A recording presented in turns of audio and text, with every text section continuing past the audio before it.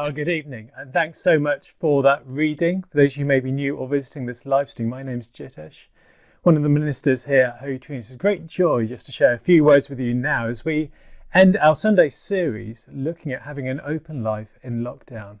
And I want to begin with a single question for you. What's the greatest challenge that you've ever been given? What's the greatest challenge that you've had to complete? For me, it was about 3 years ago, I think. I was a much bigger man 3 years ago. I was quite heavily overweight and I felt really convicted that I needed to do something about that, my unhealthy lifestyle, the things that I used to eat.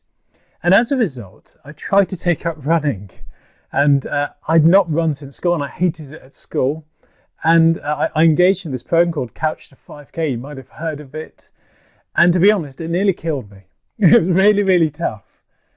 But amazingly, as I just persisted through it, I started to enjoy it. And actually, over a period of time, I lost 20 kilograms in weight. I know you can't believe what that might have looked like with that added on to me now. But 20 kilograms of weight. And at the end, I actually entered into a just shy of a half marathon, the Great South Run, and did really well in it. And even today, as a result, I regularly run. I was really proud that I just got through that challenge and actually learned to love it as a result.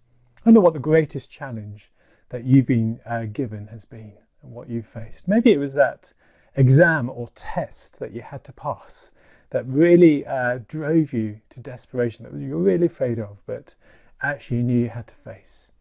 Maybe it's not a single event. Often for us, it's not a single event, but it's a period of time and a season that was really challenging, where actually it was really tough and you had to go through it. Maybe actually right now you're in the most challenging time you've ever faced. And what is going on with the coronavirus and lockdown, it's been really tough and a really challenging season. I think for me, actually the greatest challenge is ahead. At the end of this year, you may or may not know, Bridget and I are expecting a child, and I can imagine, and I know in advance, that's going to be the biggest challenge that I've ever faced, being a father. No one prepares you for that, and learning how to love and sacrifice yourself and care for this little one. It's going to be a challenge, it's going to be a joy, but it's going to be a complete challenge for me. I wonder what it is for you. Well, I wanted to start with that because in our passage today, I think Jesus issues his disciples the greatest challenge that they've faced so far. And it comes in a single question in verse 13. It's this: you give them something to eat. He asks his disciples, challenge them, you give them something to eat. That in the context of this great crowd that they've been ministering to, he tells them, go and feed them. Go and give them something to eat. I don't think he means it as a rhetorical question or challenge. I think he really means it. He's challenging, go and feed them. And they say, rightly so we might say, that's impossible. They react with astonishment. They can't do that. But I think what Jesus is doing in giving them that challenge is to say, yes, you can. And let me show you how. Let me show you the key as to how you can meet that challenge. Because if you learn how to meet challenges like this, then actually the challenges that I'm going to set you in the future, the bigger challenge, the Great Commission, the challenge to bring the gospel to the nations, well, if you learn the lessons now, you'll be able to do it then. And we know that they did. And as a result, the gospel went out. And they're just two really simple elements of things that Jesus sought to teach them through this, and things for us to learn as well as we face the challenges that God calls us to in his kingdom. And the first thing that he taught them, I think, is that they had to realise how little they actually had and brought to the table.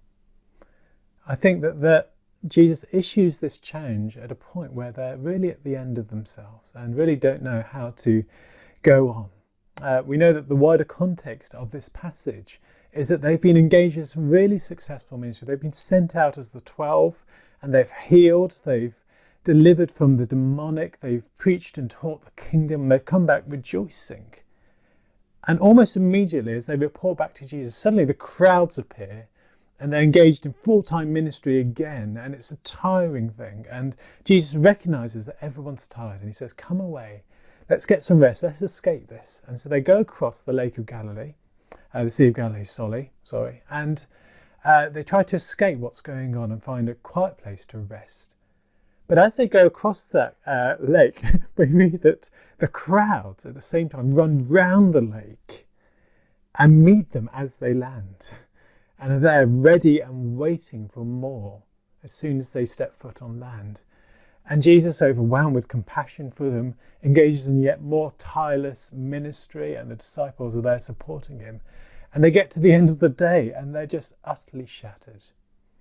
And they say to Jesus, Jesus, send these guys away so they can get some food. We're in the middle of nowhere, they need to get some food. No doubt they were tired and they just wanted the day to end. And what does Jesus say? Jesus says, you give them something to eat. And they respond to that challenge and say, we can't. They say they don't have enough money for one thing, but that would cost a small fortune to be able to provide for all these people. And secondly, actually, when they try to rustle up later how much they do have between them and the crowd gathered there, they've only got 5 loaves and 2 fish. It's not enough. They're just aware to that challenge that Jesus makes them. They're not sufficient for the task. And we can easily miss this, but I think Jesus is doing something really profound here. He's highlighting for them the fact that they can't do it, that they bring very little to the table. They've got to start from that place of saying, we don't have it, we can't do it, but you can, Lord, that you can, Jesus, that actually God can. And they've got to realise that about themselves. They'd just come back from some really successful ministry, and it might have been that they were tempted to believe that they were it, they were the A-team, that they'd got it sorted, that they had what it takes. But actually Jesus shows them here, no, you don't. You don't at all. And you need to start from that place. And I think this is probably one of the most important lessons that God can teach any one of us. And it's that without him, we're nothing. Without him, we can't do a single thing in terms of his work, his ministry, his kingdom, the life he calls us to lead. That actually we're to remember that and let it keep us safe with our feet firmly planted on the ground. That no matter how clever we might be, no matter how much experience and ability we might have, no matter how rich the resources we might be able to gather, that actually in the end it's not enough. It's never enough. That only Jesus is enough. I think the most dangerous Christian is the one that thinks that they have it all sorted and that they have enough for what God asks them to do. That actually they are the spiritual elite, that they're a one-person army, that God's almost lucky to have them on his team. And if that is you, if that's ever any of us, we're to be aware and be afraid. That's a dangerous place to be.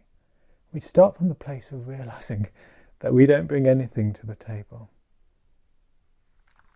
The profound spiritual writer Thomas Merton once said that the key to being used by God is this: surrender your poverty and acknowledge your nothingness to the Lord. Really challenging words to today's society, where it's all about how great we are and that we've got the ability, that we've got the capacity. You've just got to believe in yourself and you'll do it. And that attitude and worldview has infected the church so often, and that actually we've got the power, we've got the anointing, that you've just got to believe in yourself and God will do amazing things. And sadly, that's all rubbish. It's not about us. We don't bring anything to the table in the end. And the sooner we realise that, the sooner God can use us. And I wonder about you. What confidence do you have in what God asks you to do? What do you bring to the table, do you think? Do you think you bring anything to the table? Have you started from that place of realising you just don't bring anything at all? In Jeremiah 9:23, God challenges us and says this: let not the wise man boast in their wisdom, nor the mighty boast in their might, nor the rich in their riches, but let the one who boasts boast in this, that they know and understand me. The key to being used by God is to start by saying, I've got nothing. I've got nothing to bring to the table. I've got very little. But Jesus, you're enough. And so I give that to you. Well, that's the first thing. The second thing I think that Jesus teaches in this story is that as we've got so little, well, the little that we bring to God, he can multiply to be in abundance, to be enough, to be more than enough for what he calls us to do. You see, when Jesus moves on in this story, having brought them very low, he then shows them what they could have done. And it's important to realise with the feeding of the 5,000 that this wonderful and well-known story wasn't primarily about the crowds. The crowds in this story probably didn't know, a lot of them, what was going on. They just received a free lunch and were happy. Actually, it's primarily for the disciples, for them to learn through what Jesus does next. And this is why Jesus gets them to physically do everything firsthand, so that they had real experience, first-hand experience of how God did what he did. So he gets them to physically search out how much food there is in the crowd, and they come back saying there's only 5 loaves and 2 fish. He gets them then to physically sort out the groups of 50s and 100s to separate the crowd into manageable groups for distribution of food, so they would see just what the need was, such a great need. And then as he blesses the bread and connects it to God the provider, and God multiplies it, he gives it to the disciples, and they physically have to hand it all out, and the fish as well. So they see the miraculous, the miracle provision right in their hands, what God can do with the little they have. And then at the end it says that they collected up 12 baskets of what was left over. That actually each one of the 12 disciples picked up a basket full of leftovers, so they could physically see the superabundance of what God gives when we give him what we have. And this was a lesson they would have never forgotten. That when Jesus had connected the provision that they had up to the provider then multiplied the little they had to be more than enough. And this is a truth that would have stayed with them as they were called out into the nations to make Jesus known, that they would have felt they didn't have much of themselves to give. They were very little in the eyes of the world. But bringing their lives and sacrificing them before the Lord and being broken for the lost, God uses that, he blesses it and he multiplies it, and the gospel goes out, and the thousands and the millions and the billions are saved as a result, because God multiplies the little that we bring to him. I love the wonderful story of George Muller and his testimony. Many of you will know it, it's well known, how he was called by God to start the first orphanages in Bristol. And he was called with very little financial resourcing, in fact none to begin with at all. And repeatedly throughout his life, he saw God do this, how God could take the little that he brought to the table and multiply it to be an abundance for the many. There was one really well-known occasion where in the first orphanage that he set up, 300 of the kids were up in the morning and they were ready, dressed, and they were waiting for breakfast, but there was no breakfast. They'd run out of food. And what George Muller did was he got the kids to sit down and give thanks for the food in advance. And so they did, and they prayed, and then they waited. And then within 3 minutes, a knock came on the door. And they opened it, and it was the local baker. And the local baker said this: "Mr. Muller, last night I could not sleep. Somehow I knew that you would need bread this morning. I got up and baked 3 batches of bread for you, and I'll bring it in." Amazing. And then a few moments later, the door was knocked on again. And this time it was the local milkman. And this was Victorian times, they had carts, and his cart had broken down. And he said to them, "All this milk that I've got, it's going to spoil unless someone drinks it, because it's going to take some time for this cart to be repaired. Do you want it?" And of course, Mother says, "Yeah, we do." And that very morning, those 300 kids feasted on freshly baked bread and freshly produced milk. And they saw God provide, that the little was multiplied to the many. And I want to say for us, this is such an important lesson for us, that when God calls us, he always provides for what he calls for. The great missionary Hudson Taylor, who was inspired by Muller, said this: "Depend on it, God's work, done in God's way, will never lack God's supply." And I wonder for you, what is God calling you to that perhaps seems impossible? that you don't have the resources, the ability, the experience. But what God is saying is that if it's my calling, I'm going to provide for you. And I'm going to take the little that you bring to the table. You've acknowledged you don't bring much, and that's true. But as you connect it back to me, I'm going to bless that. And as you are broken for the loss, as you're broken for the things of me that I'm calling you to, I'm going to take that and bless it and multiply it.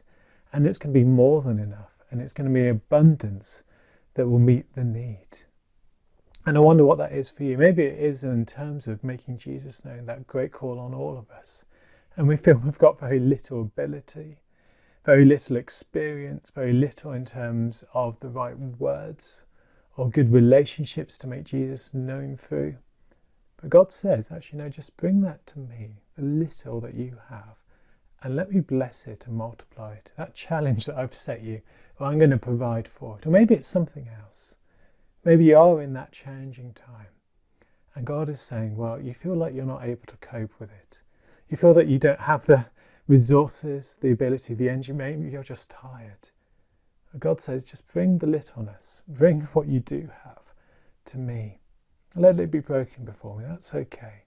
But then let me bless it and multiply it. And you'll see the abundance that I provide. I wonder what that is for you. Whatever it is, let's bring the little that we have before God. And let's see him multiply and bless many as a result. Amen.